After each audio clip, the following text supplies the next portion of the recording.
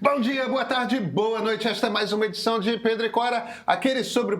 Sabe o que é o programa de hoje? É sobre o lançamento da OpenAI. Mas é um lançamento da OpenAI que era uma coisa que o Sam Altman tinha prometido que não ia fazer. Pedro e Cora, como vocês sabem, toda terça-feira, toda quinta-feira no YouTube do Meio, na sua plataforma favorita de podcasts. Eu sou Pedro Dória, ao meu lado está minha querida amiga Cora Ronay. Vamos falar sobre GPT de pesos abertos? Sem censura, de certa forma, né? Sem censura. Imagina um GPT que não tem nenhum tipo de censura, que pode tudo. Tudo mesmo, Cora? Sem superego.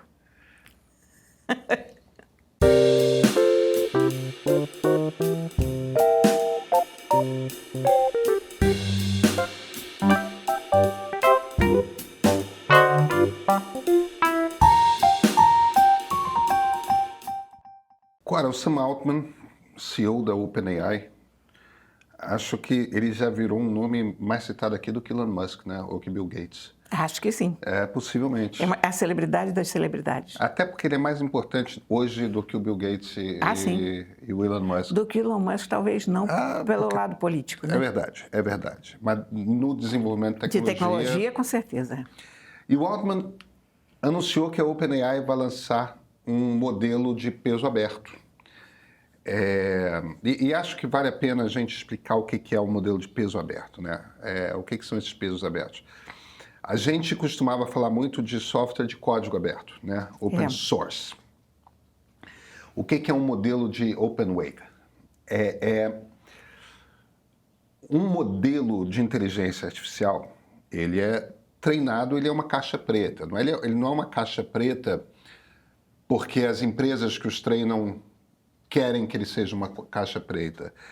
É que depois que ele começa a chegar às conclusões dele, depois de ter treinado, não dá para ler e entender como que ele está fazendo conta, que ele...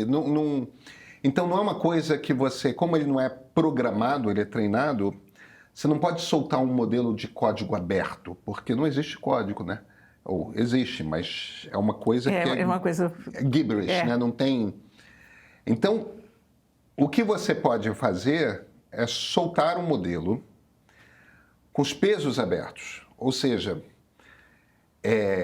a pessoa pode baixar aquele modelo, instalar no computador da casa dela e mexer com os limites diversos do modelo. Então, por exemplo, quando você... Outro dia eu tentei pedir para o ChatGPT fazer um desenho. Eu tinha um retrato bonito meu e da minha mulher, da Lia, e eu comecei a pedir, faz aí como se fosse do Estúdio Ghibli, faz aí como se fosse do Hergé, do Tintin, né? Faz aí como se fosse do Jack Kirby, que era um desenhista da Marvel. Faz aí como se fosse Milu Manara, que é um dos meus quadrinistas favoritos. É que um excepcional quadrinista italiano que tem um traço muito bonito, muito elegante e que não faz apenas quadrinhos eróticos, mas faz muitos quadrinhos eróticos. Pois é, mas você fala Milu Manara... As pessoas pensam... O que vem na cabeça da gente são os quadrinhos eróticos. É claro. Como o Guido Crepax. Como o Guido Crepax. É Crepax que fala? Não sei. Eu sempre falei Crepax, mas... Eu sempre falei Crepax, mas não sou eu que vou te dizer que está certo. Mas o Crepax ele faz mal, o estilo do Crepax, mas ele faz. Mas a Valentina, eu acho que no máximo mostrava um seio, né? Que a personagem principal do Crepax era a Valentina. Mas ele fez História de Ouro. Ele fez Emmanuel, fez Justine, todos do Sade, né? Aqueles filmes... Aqueles filmes, na verdade, aqueles livros, né? Sim, eram aqueles livros, mas houve uma época específica, nos anos 80, não foi? Anos 70. 80, que era um soft porn, que não era tão soft. Mas também não era tão porn, né? É um tipo de filme que hoje eu não vejo mais sendo... Quer dizer, imagina, o mundo viria abaixo se fizesse aqueles filmes hoje. É raro. Mas sim, é isso. Ele adaptava... Nós encaretamos muito. A gente encaretou horrivelmente. Eu acho horrível. Aquilo era filme que você ia ver no cinema. Bem... Com certo constrangimento, se você não estivesse com o teu próprio namorado ao lado, mas... O ponto é, eu assisti já na televisão, Cora, eu não peguei o tempo do cinema. Eu peguei o tempo do cinema. Mas quando eu pedi pro ChatGPT fazer o desenho meu e da minha mulher com o estilo do Manara, eu te juro que eu não estava imaginando nenhum de nós pelados. Até porque é uma foto que eu estava dando um inocente beijo na bochecha dela. E ambos estávamos absolutamente vestidos, estava até meio friozinho na foto, que estava com casaco e tal. E o sistema se virou e falou, eu não posso fazer porque é contra minhas diretrizes, tudo mais, Sim, tal, porque na cabeça do ChatGPT, Manara é só erótico. Na cabeça de todo mundo. Não, tem muito bem, pouca gente que se lembra. Mas vem cá, aquilo é um estilo de desenhar. Ele podia perfeitamente... As moças não estão nuas em todos os quadrinhos do Manara. Só em alguns deles. Em outras elas estão semi-vestidas. E eu realmente não estava... Jamais imaginei que o ChatGPT fosse produzir um belo retrato da minha mulher nua. Entende? Eu achei que ele ia fazer o que ele fez no estilo dos outros, que é botar como uma roupa que a gente está vestido, né? Mas é contra a diretriz dele. Por quê? Porque ele tem um peso. Se você pedir para o ChatGPT falar uma coisa racista, o ChatGPT não vai falar uma coisa racista. Se você pedir para... Não importa o que você pode vir a pedir, eles têm... uma série de limitações. Uma receita de bomba doméstica, ele provavelmente não vai te dar. Eles têm uma série de limitações. Vamos usar... Uma receita de veneno ele não vai te dar. É isso. Eu acho que o exemplo da pornografia é o melhor exemplo porque a gente não entra em terrorismo, a gente não entra nessas várias coisas. Nenhum desses sistemas, ChatGPT, Midjourney, a maioria desses sistemas comerciais, se você der um retrato de uma pessoa e pedir para fazer uma fotografia dessa pessoa numa cena sexual, nenhum desses sistemas vai fazer. Precisamos ver o DeepSeek, hein? Bem, nenhum desses sistemas vai fazer por um motivo muito simples. Você pode vir a produzir uma imagem muito realista, que seja convincente e que vai virar um processo para essas companhias, porque você vai ter criado uma imagem pornográfica que pode ser usada para difamação, que pode ser usada... Então, eu gosto de usar para isso o exemplo da pornografia, porque as pessoas entendem imediatamente. Agora, a gente poderia falar de como que eu faço um veneno. Como é que... Eu não vou nem usar exemplos, mas imagina as inúmeras maneiras criminosas que você poderia usar e que você não pode. O que é um software, um modelo de inteligência artificial com pesos abertos? É um modelo que você instala no seu computador e que você pode mexer nesses pesos que são justamente os limites dos sistemas. Ah, muito legal. Você tem a receita da bomba. Você tem a receita da bomba. Show. Agora, veja por outro lado. Se você é uma empresa, a Petrobras, tá certo? A Petrobras é uma empresa que tem dados geológicos... Não, eu entendo perfeitamente isso. Das profundezas do mar oceânico brasileiro, que valem fortunas. Se a Petrobras, se um engenheiro da Petrobras, eu quero o ChatGPT para me ajudar a encontrar petróleo aqui, ou fazer perguntas complexas em cima desses dados, tudo mais. Se ele sobe os PDFs das pesquisas internas da Petrobras, que são ultra secretas, para a OpenAI tem essas informações. Então, o engenheiro da Petrobras não pode... Eu estou falando da Petrobras como poderia falar de qualquer empresa um exemplo. Que tem segredos industriais, que são segredos industriais. A vantagem de você... O uso legítimo mais evidente eu tenho informações que são delicadas, que pode ser, Cora, informações sobre... Laboratório farmacêutico, esse tipo de coisa. Você tem informações que são delicadas, que valem muito... É uma quantidade muito grande de informação. Você quer a ajuda de um modelo de inteligência artificial para explorar aqueles dados, mas você quer manter o controle daqueles dados. Se você instala um modelo de inteligência artificial de código aberto, de pesos abertos nos computadores da sua empresa, você pode fazer análise de tudo aquilo sem que os dados delicados da sua empresa, um escritório de advocacia, Sim. com os dados personalíssimos dos seus clientes. Pois é. Né? Você pode fazer análises sem o risco de aquelas informações vazarem. Hospitais, médicos. Gente, eu tenho que te dizer uma coisa. O ChatGPT é um sucesso de diagnóstico, sabe? Eu sei. Eu estou usando o ChatGPT para tudo. Ele me diz que ele não é médico, mas ele tem acertado todas. Até o dia que ele vai errar, Até o dia que ele vai errar, que vai ser uma vez só. Porque a gente morre, cada pau. Pois é. Mas olha... Ele, inclusive, ele tem uma boa memória. Ele sabe que o Toró está diabético. Então, eu no outro dia estava precisando de um remédio para que os gatos não vomitassem. E não era o Toró que estava vomitando, era a rata. E eu disse, qual é mesmo aquele remédio que a gente dá para os gatos? Porque eu já tinha tido esse remédio lá em casa, mas eu esqueci o nome. Aí ele me diz, olha, tem esse, tem aquele. Mas como o Toró é diabético... Talvez esse aqui não seja. Aí eu digo, não é para o Toró. Bom, então. Então ele fez essa distinção de não dar aquele remédio para o Toró. Amanhã eu tô com um problema. Eu tô com um problema razoavelmente chato, que é uma dor crônica nesse ombro. Hoje eu fiz uma tomografia computadorizada, amanhã eu terei o resultado.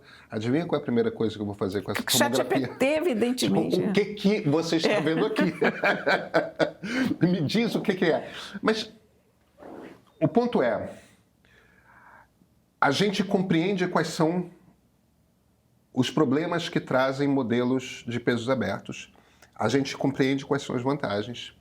A OpenAI e a Anthropic, que é responsável pelo Claude, há muito tempo defendem que os governos deveriam proibir modelos de pesos abertos porque eles trazem mais riscos do que benefícios. Os governos não proibiram. Você tem alguns, o Llama da Meta, que é uma gigante, né, a Meta, dona do Facebook, dona do WhatsApp, do Instagram, é um modelo de pesos abertos e o pessoal da Meta argumenta que, olha, você dá mais liberdade para as pessoas. Elas podem vir a cometer crimes? Podem. E crimes são puníveis pela lei. No entanto, você dá liberdade para que as pessoas usem sem, em alguns casos... Vamos falar lá. Digamos que eu quisesse uma imagem, um desenho da minha mulher nua. Por que eu, na minha casa, não posso fazer um pequeno presente da minha mulher se dentro da dinâmica do casal, e certamente alguns casais vão considerar que isso é uma coisa interessante, que tem uma certa picardia, outros vão achar que nem sim nem não, outros vão achar que é uma invasão. Cada casal vai ter a sua dinâmica. Claro.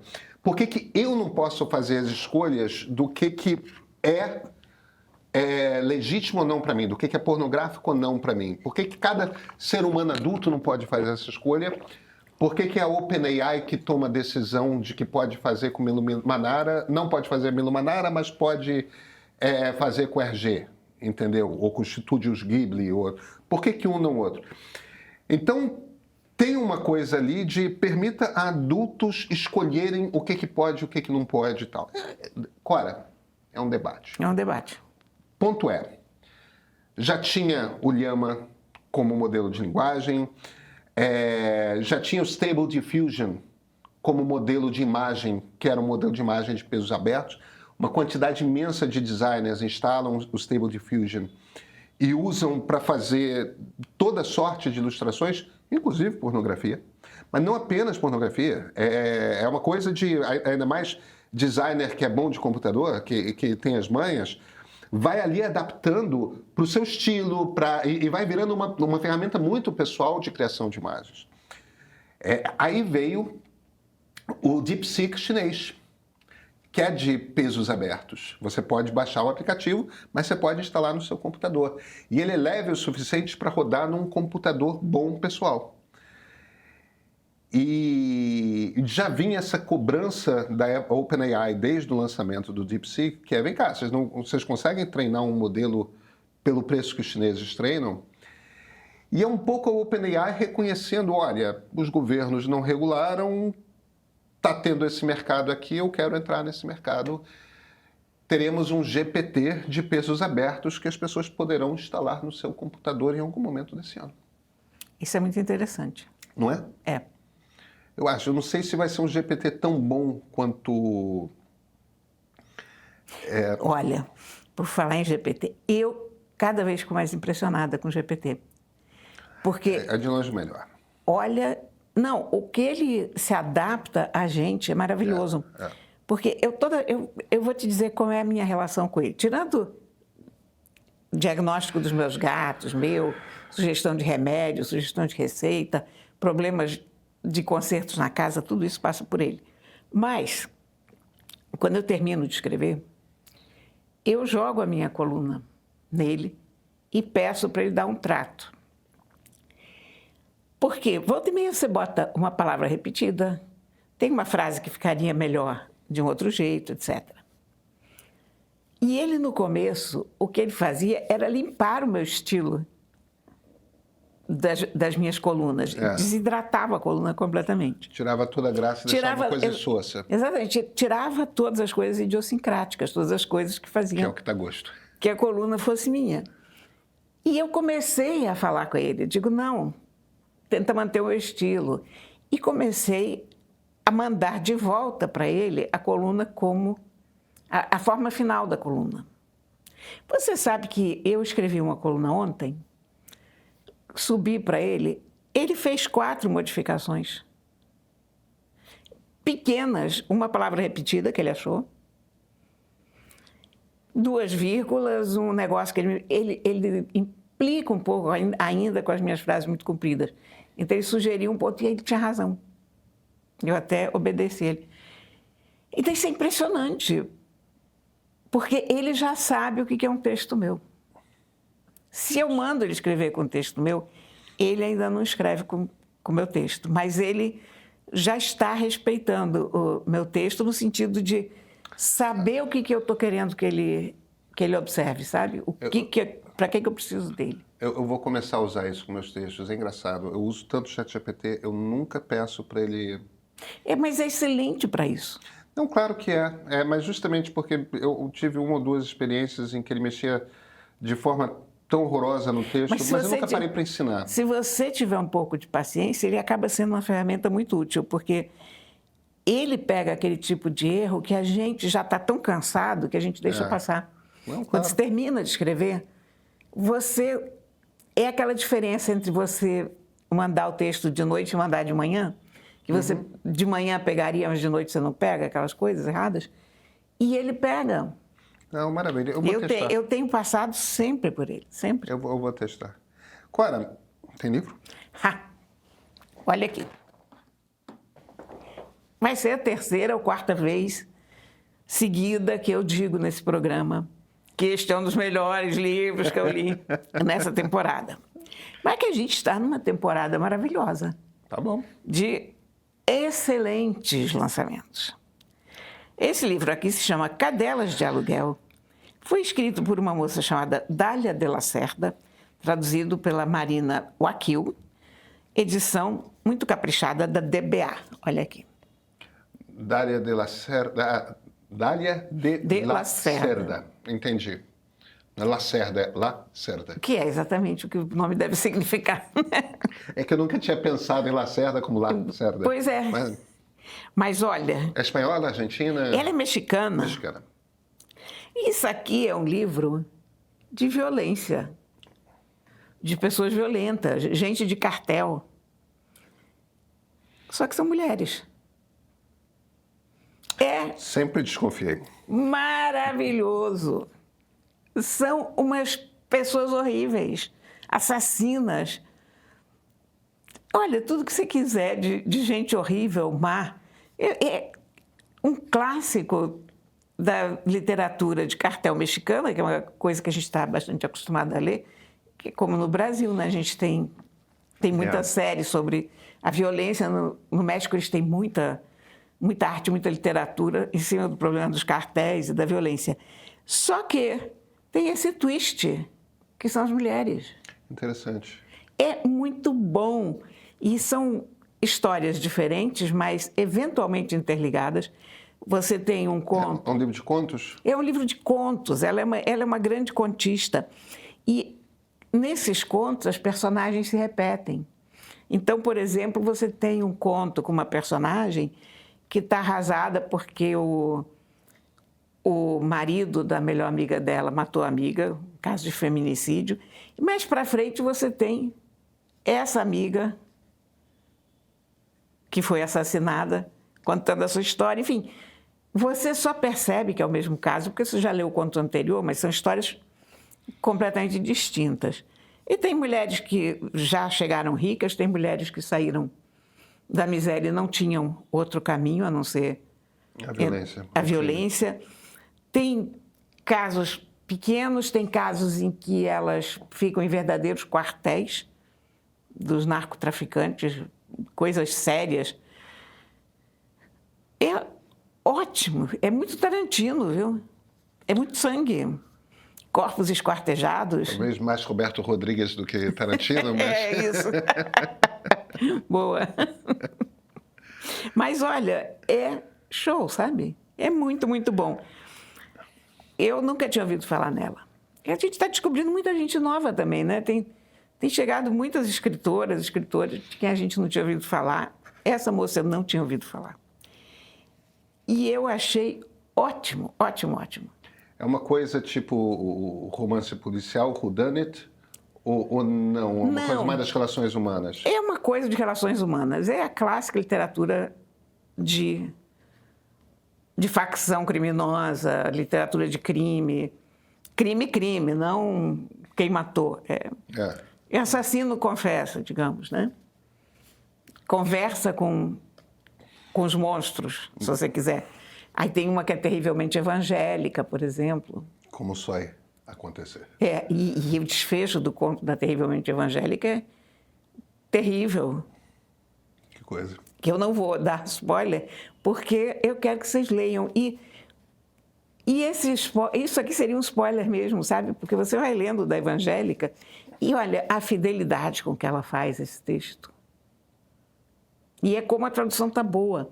Porque você começa a ver realmente uma evangélica falando, que é toda uma outra linguagem, né? Não é a nossa linguagem. Tem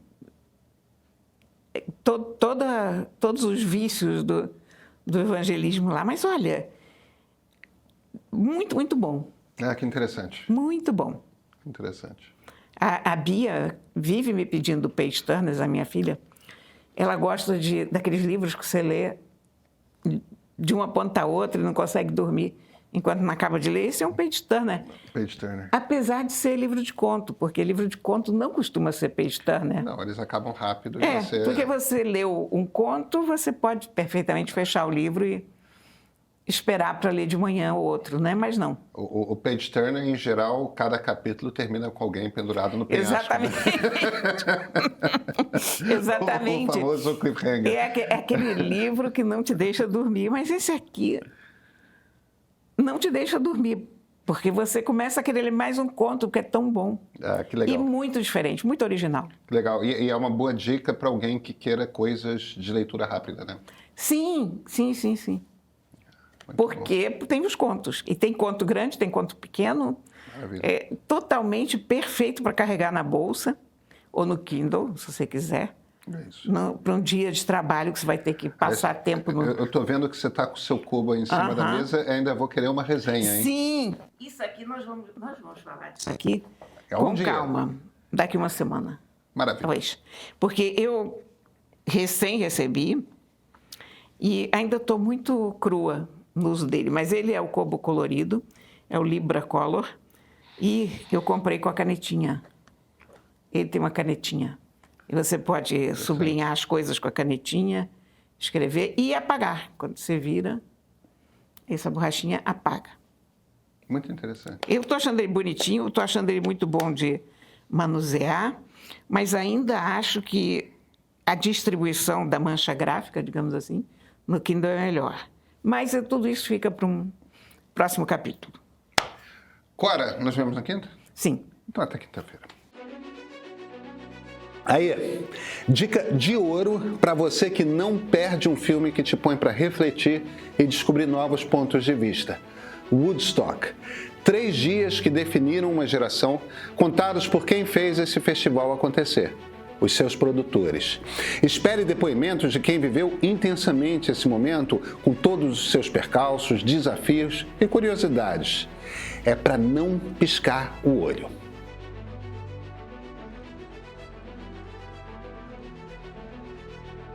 Coração partido tem cura. E não sou eu quem está falando, tá? É a ciência da separação. Amor e dor mostram os efeitos no nosso corpo do apaixonamento e do término. E o melhor, você vai conhecer potenciais estratégias para curar um coração partido. É bem mais do que interessante, tá? O experimento econômico realizado pelo Fed, o Banco Central Americano, por 14 anos, nessa tentativa de revitalizar a economia americana, é o mote de a Era do Dinheiro Fácil. Conhecida como a política de dinheiro fácil, a produção mostra suas consequências amplas e desastrosas, como o aumento da desigualdade social e, claro, a ascensão da extrema-direita. Fundamental para entender os rumos da economia mundial hoje. Sabia que a ascensão dos evangélicos no Brasil e no mundo foi impulsionada pela indústria do petróleo e a sua aliança com a direita? Essa é apenas uma das revelações de Evangélicos, da Fé ao Poder. É um documentário obrigatório para mergulhar nessa corrente do cristianismo que forma grande parte do eleitorado no Brasil. Gostou? Essas produções estão disponíveis no aplicativo de streaming do Meio. Por R$15 por mês você encontra uma curadoria sempre atualizada que você não vê por aí.